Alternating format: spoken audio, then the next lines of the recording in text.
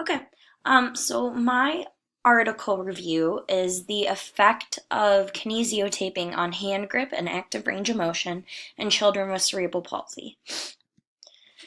So children with CP commonly suffer from wrist flexion being extended, and the flexor carpi ulnaris in children with CP is twice as rigid as it is with children who do not have CP. Um, Wrist position affects grip and hand strength because they've determined that between 0 and 35 degrees extension is the best position for a tight grip.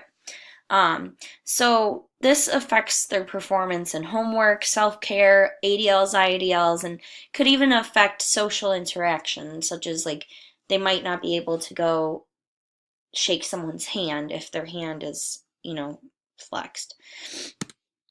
So the study was conducted in children with cerebral palsy between the ages of 4 and 14. The only exclusion criteria was an allergy to the taping. And inclusion basically was that the children had cerebral palsy and that they could understand the directions of what they needed to do to participate in the study. A goniometer was used to evaluate active range of motion. There was a pre-test taken and 3 post-tests. So the post-tests were done immediately after taping, 2 days after taping, and then after removing the taping.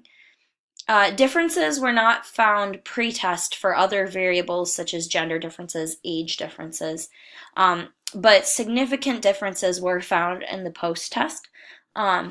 Taping supports the weak muscles and provides accurate joint mobility to improve hand function.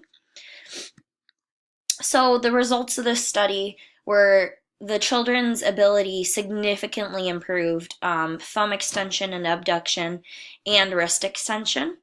The test showed that even with the taping removed, the function was increased, meaning that the effects of the tape remained after it was removed.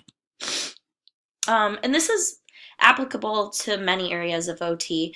Because their grip strength improved, this is important for practice because these principles can be used for any population and other disabilities as well to improve wrist extension and grip strength. So they could also be used in different areas on the body to improve active range of motion. So it doesn't just have to be the wrist. This can be applicable to like the ankle or fingers or elbow or shoulder.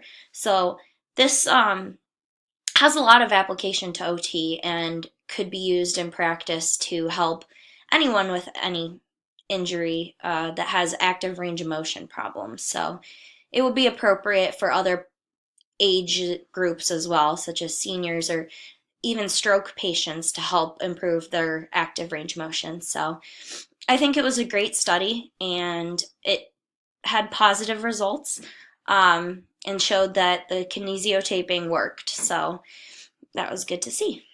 All right, and here are my references. Thank you.